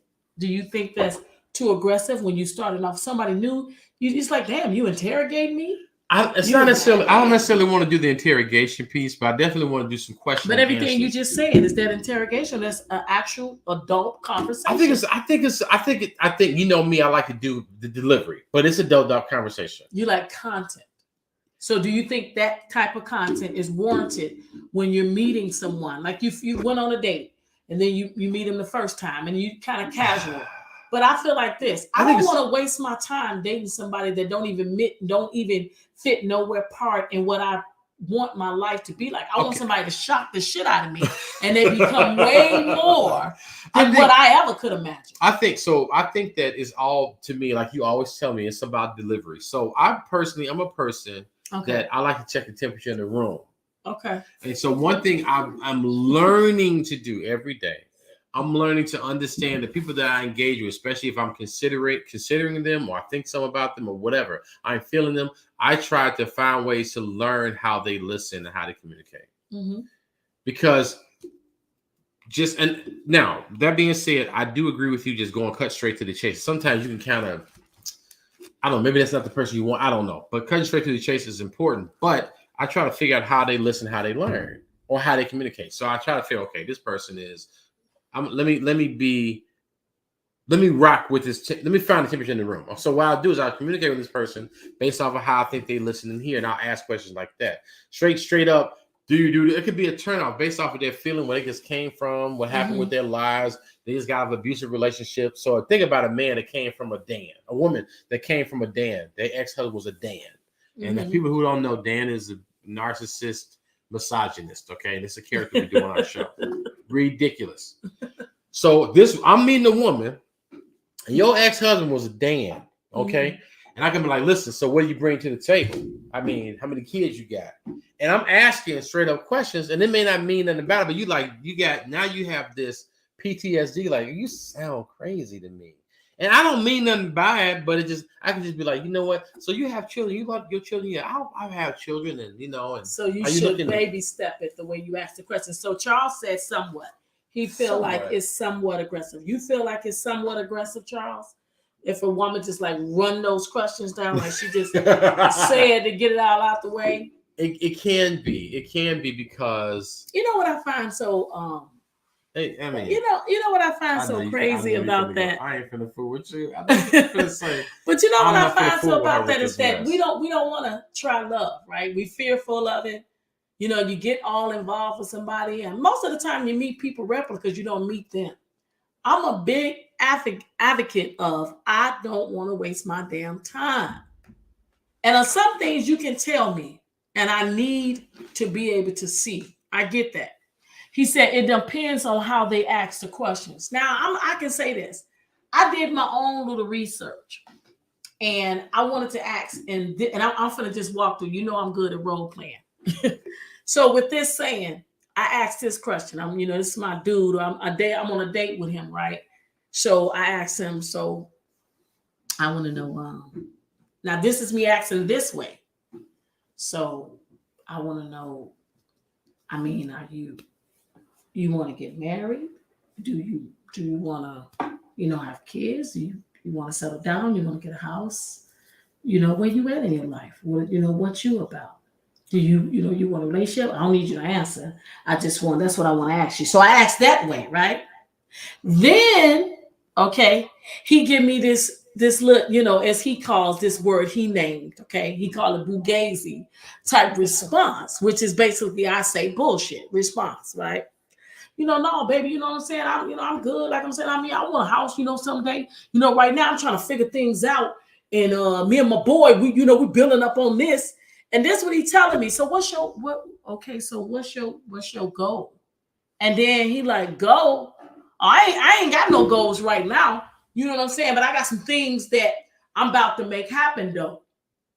Oh, okay. Yeah. That's what he's saying. Okay, right. Now that's wild. Okay, so now I'm gonna come a little different. You talking to me. Mm-hmm. You giving me all these compliments. You ain't really giving me nothing of value about like that I can look at you, that there's a real interest there. Right. Because you too busy telling I like your eyes or damn the way you walk. I mean, girl, I saw you from across the room. You know how y'all guys do all the little fake ass lines that I don't like at all. Okay, but you're doing it and you're like, oh, okay. Okay, so then he doing all this. Let me ask you something. Now, this is another delivery. Let me ask you something. So do you have your own car? Do you live with your mother? Okay, now that's a whole different approach. I want all this loving and sweet. I'm very straight factual because he telling me all this other stuff, but he ain't really telling me nothing. So I get right to it. Do you have your own place? Because he know this already about me. So I say, do you live with your mama? Damn. About that. I live with my wife. Do you have your own car? I live with my wife. You live with your wife.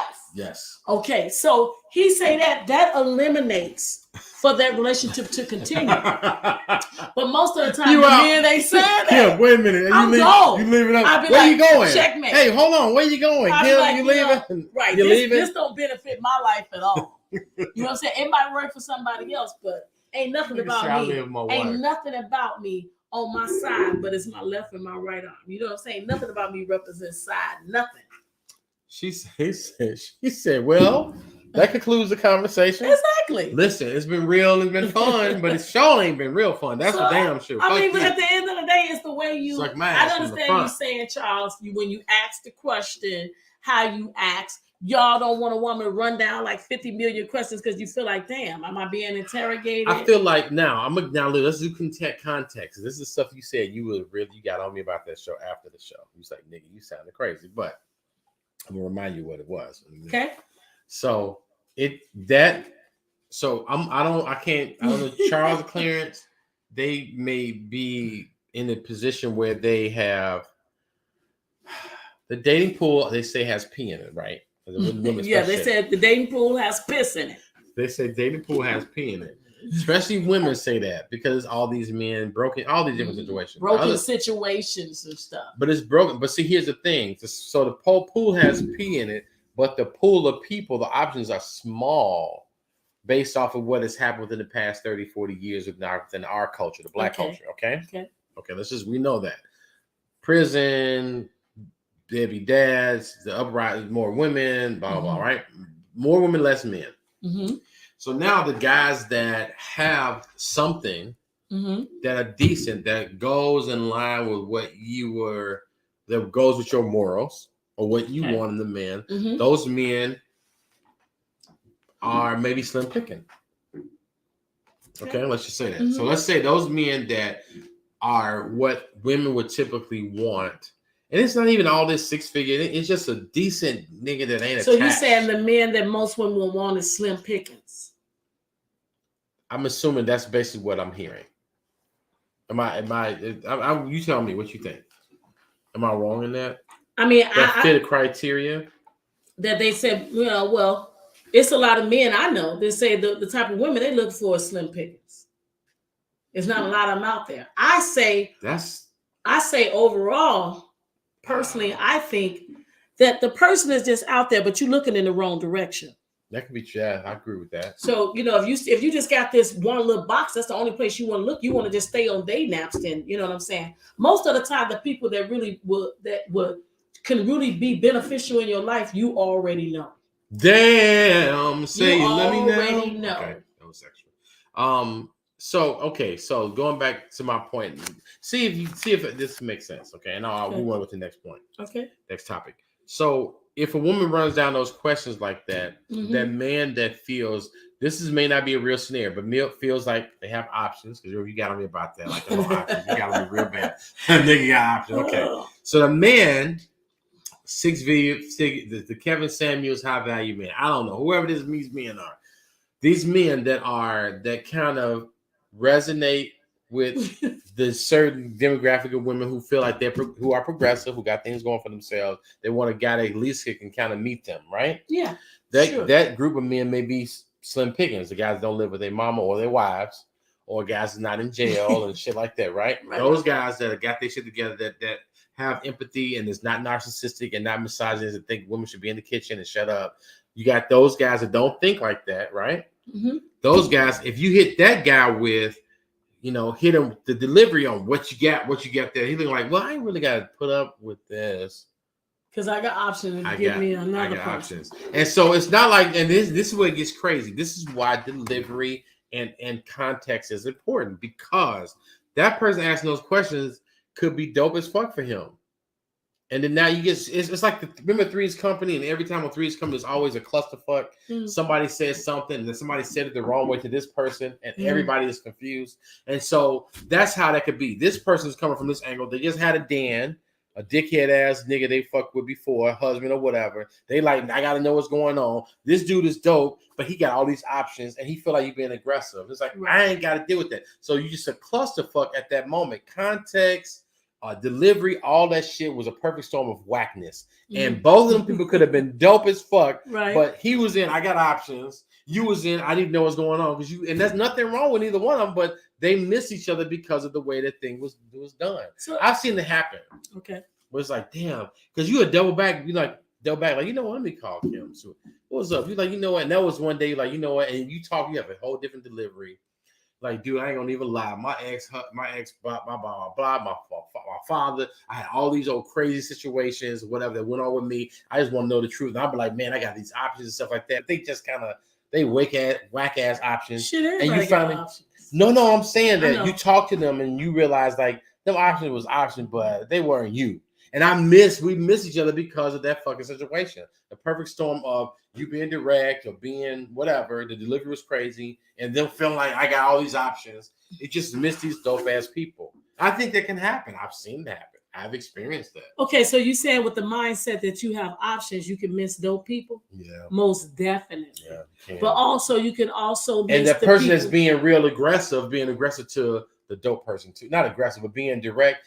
And there's nothing wrong with No, that. it's That just time I think and people be weird. right, but I think people put people in categories, and you and I have talked about this too. People put people in categories and they want them to behave a certain way because they're not used to this type of person, so they don't want to mess with that person because they don't know how to handle that type of person. They don't know how to come back to that type of this person. See, she not gonna let me get away with that. We did a show early on. We was talking about smashing your ex. The ex want to continue to smash, and we was talking about because the ex liked the one person that he was with, the ex-girlfriend. He liked it the way she was, right? Sexually, okay. But let's leave the sex part out. He still messed with that person because he can come and he can talk to that person. He could do that, but the other person, she run that money, okay. So whatever he needed, all he gotta do is spit a little words, smack on her ass or smash her. She gonna do that, right? But the other woman, he could be real, one straight up 100 with. Mm-hmm. Okay, I'm finna run down a couple of our shows. We did that. Mm-hmm. Then we talked about a show we did where you lie to the one that you love the most. Who do you lie to? The one that you love the most, or the one that you don't mind telling them the truth. Right. They don't matter that much. So when I look at both of those, which come into our story we're saying right now, is simply for the fact what's more important to you. You need to know what's important to you. That's how you decipher those. Each one of those scenarios, you have to know. I just feel like people have let go any type of standards or requirements of any kind. When, for example, I'm gonna go just straight to parenting. When my sons came home and said, "Mom, I got this and that." Some people believe I reward my child because he did the next. He did this and that. For me, it was a requirement for your ass to get an A. Damn. That part, yeah. Okay, so if I reward, and I'm giving you something, I've never said those words. I'm giving you this because you got good. No, it's a damn requirement. So it's a requirement of how you gonna mess with me. You understand? That's a requirement of how we gonna get out from here on out. But that's my standard. That's my morale. That's my boundary. Right. But if I'm letting you do all that, we teach people how to treat us. That's what we do. Facts. You know what I'm saying? And you are the CEO of your life. Damn. So stand in it and own that shit. So you got to stop blaming everybody else for you ain't got the love and I've been hurt. Okay, so fucking what? Everybody been hurt. Boss. Everybody been let down. Everybody been, pushed, can't eat, don't know what to do. You drinking your ass off because you crying over and all this shit. You're mad, you don't know the feeling. You're moody as fuck. We all done been through all that. Stop letting people show you, stop letting people behaviors towards you show up how you show up in your life. I say that a lot because you do. All these little different things we react to. And it's your damn fault. You knew the girl was dope. You knew you had somebody who was great. You knew that man was awesome. You knew he'll take care of the kids. You knew he'll be there when you got off. You knew that he would rub them feet of yours. And you know that you ain't got that. But he would be there for you. But you didn't want that. Quick story. Good friend of mine. I can tell the story because they happily in love today. But she's 100% was a judge. He was a trainer. And simply for his status quo of who he was, she simply didn't want to bring him around friends. And she did, but she was never giving him the props of who he was. So the day he decided to ask her to marry him was the day that she called herself breaking up with him. You understand me? Now, he just wasn't a trainer. He owned 6 gyms. Okay? So he had established himself as a man, right? The provider. He established himself. But because she was a judge, she didn't feel he met her where he was at. Where she was at. Right. So with that statement, she went on and he, was going to propose and she was like, oh, she didn't know what to do. So anyway, end up where they, he was like, no, he knew his worth. And he said, I ain't going to mess with you then. This ain't what you want. That's fine. It's a woman out there that will love and appreciate me for me being a trainer and owning 6 gyms. Right. Now, it took him to walk away from her for her to realize that she had a damn good man. And you let him go simply over a status quo of what type of job he did. So if first of all, mind your damn business too. I want to say that to people because a lot of times, other people get in your relationships. And no, I'm big on, I don't give a damn about titles. They just, as long as you let them be. Sometimes they say, you can mess with somebody the long way. Well, I tend to fuck with everybody in no kind of way. The way that I feel is that the way you show up to me is the way I'm going to give it back to you. Mm-hmm. You only get one time for me to see you on that bullshit. And it's not the way you treat me. It's the way I see you treat others. That's your real character. That's really you. So if you got a dope woman or a dope man that you thinking about, Charles or Clarence or somebody, and you really want to give them that chance, but you're afraid of love, then you're the only one missing out. Because most of the time, stop just looking at her from the side eye. Stop just talking to her, just giving her just a little bit of words with a good morning text, good morning, beautiful, good night, and shit like that. Tell that woman that you really is interested. You have to take that risk in order to know if you're going to get the love that you say you want so bad, which we know we all do. Facts. You know what I'm saying? Or you didn't talking to this person, you're like, damn, my feelings ain't the same. I want to fuck with this person. Like, damn.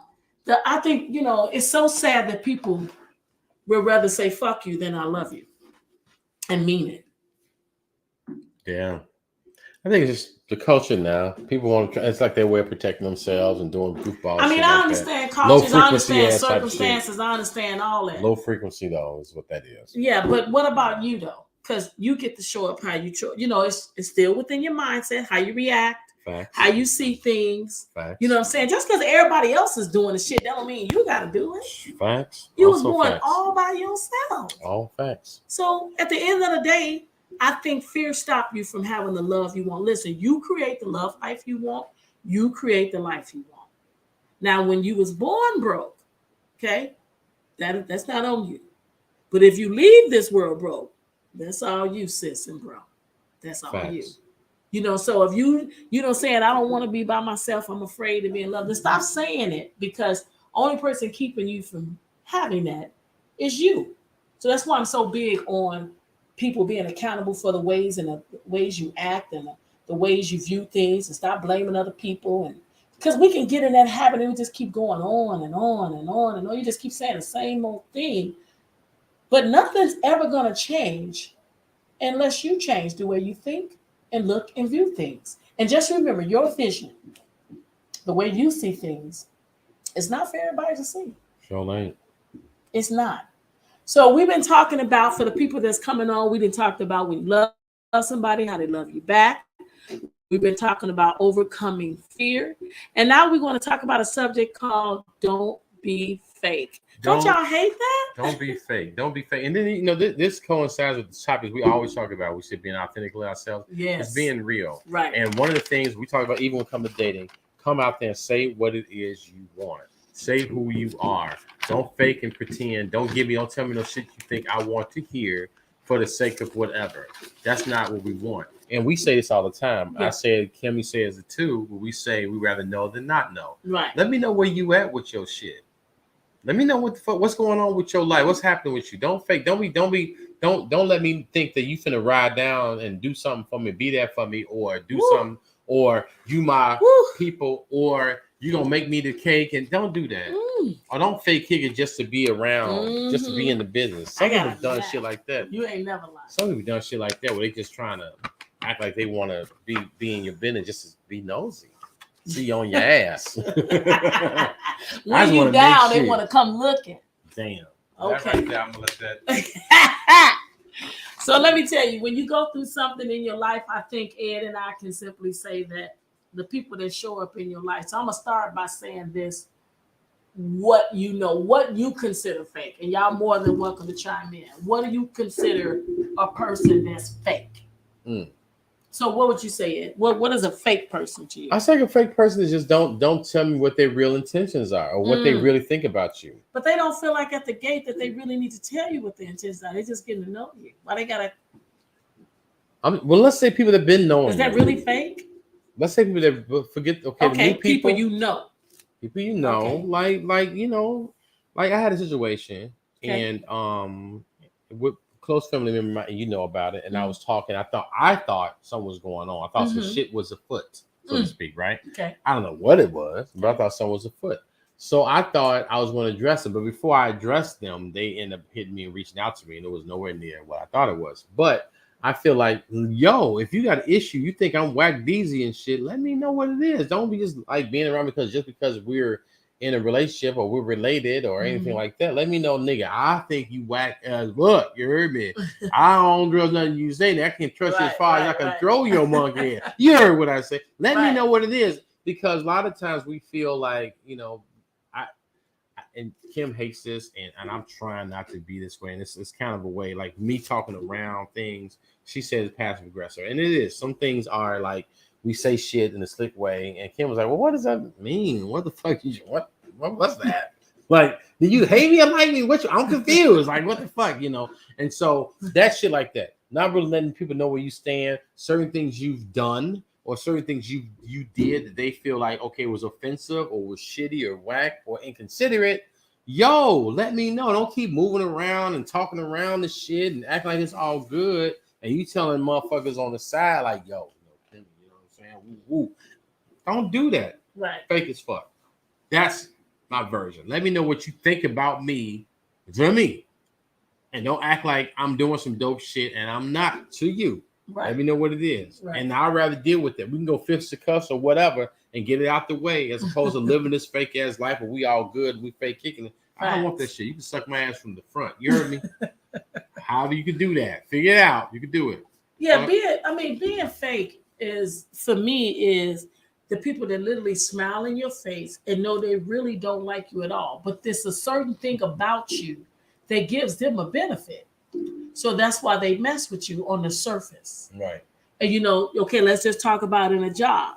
We got to work together. I really don't like them, but that person is my boss. Or that person is my coworker. Or my boss fuck with that person more than they mess with me. So I don't want to be in any type of issue, problem, any type of, you know, anything with that person. So what I do is act like I'm getting along with that person. When I'm really not. I'm not at all. So with that said, it's one of those things where you know, you just want to make it your business, you know what I'm saying, to call that person out. I don't want nobody fake in my circle, but you will keep fake people around you until you call them out. Right. So even in a relationship, people be saying, you know, they really care and they really don't. And that's the reason why they really don't care, is because you don't benefit them from what you think you might benefit. You find out you really don't mean that much. That's why I said people move in a matter of importance. Don't like to admit that, but that's true. You know what's so funny about that? That's a crazy important thing, because in our situation, I love our show, but if something happens to you, it's not based off of you because you benefit me because of the show. Mm-hmm. Even though you benefit me because you helped me, and this is my little vulnerable moment. Kim has helped me a lot. She's been a very good friend, and the people who know her know she's a friend. I don't take it lightly. And when Kim went through her situation, I don't care or who cared. I don't care who was there or anything like that. It didn't matter what nobody said or did. Who she is to me was important to me. But it's not so much what she's done, what she can do for me in the future. Like, I need her to help me go on. It's what she's already done. Mm-hmm. At this point in our relationship, if she doesn't done, and we said this in church, and I'm going to use this in this scenario, if she doesn't done anything else, she's done enough. And so I would help you. I will be there for you. Not that, oh, we got to have a show to go on, because I'm your friend. Mm-hmm. I care about you. I don't need you to do anything for me to do that. Mm-hmm. And you know, and this is, I'm not trying to be churchy and stuff like that, but it's like they would say, when it comes to God and everything, you worship God for who He is, but not necessarily for what He's done. Exactly. And so when you care about somebody, you're there for somebody, you're there for them because of who they are, not what they can do for you, if they benefit you or not, even though there is a benefit. And at this point, like I said, it's not about the benefit, it's about the relationship. It's about that I can't see you in this space. I won't allow that on my watch to see you in this space. And you've done enough to prove that this is warranted of whatever love and concern and what support, whatever it may be. Mm-hmm. And so when you said that, it's like, damn, that's a very poignant point. I think that it's imperative to do and have people around you where you love them and they don't have to do anything. Right. It's almost like going back to Charles' point about loving somebody and risking that love. It's like you want to love them for the experience of love. Right. Reciprocity is a beautiful thing. Yes. And it will come back to you if it's pure. Mm. Sometimes it may not come back from the person you give it to, but you have to give it out because what you give out, that deposit is going to have a full return. It may come in a million different forms. It may come back 100-fold. Right. And so what I've learned is like, it's not so much what you can do for me. It's just who you are. Right. You don't have to do nothing for that. Right. So the deposits that you just said this earlier on another show, I don't know, when we was talking, you were saying about the deposits, when you put deposits in a person. Most people do more withdrawals than deposits. Mm-hmm. And that's where the fake surfaces rises, where you can see that. Mm-hmm. My deposit in him and whatever it is that he's going through and being there and showing up. That's why I said at the end of the day, that's all you really got to do is just show up. Those deposits add up. They add up. Mm-hmm. So when you looking around and you're trying to figure out who's going to be there, that's never going to be a question for anybody to know me. I don't think there will ever be anywhere near my name if she would show up. I know Kimmi gonna show up. I pride myself on being that person because that's who I am. Now, do I expect? I have to say what I just went through. I went through a thing of, I had an expectation. I sure did. I had an expectation for two significant people in my life that I thought would show up and do something that I felt that they needed. Until God showed me that I didn't even need that because I was looking at a smaller picture in the frame. The bigger picture is that who I needed to show up, who I needed to show out, who I needed to believe in, all that was me.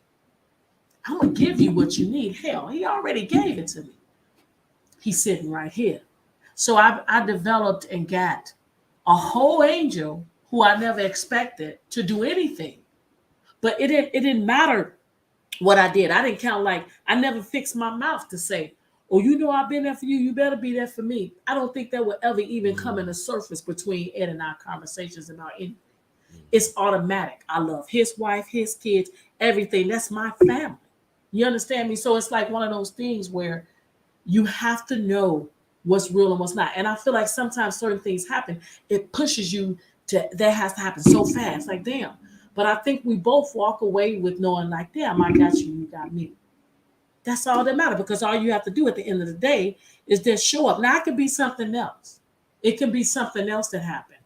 All those little we're going to do a show called Tragic to Triumph. But all those different things, how you keep showing up, it really makes a difference.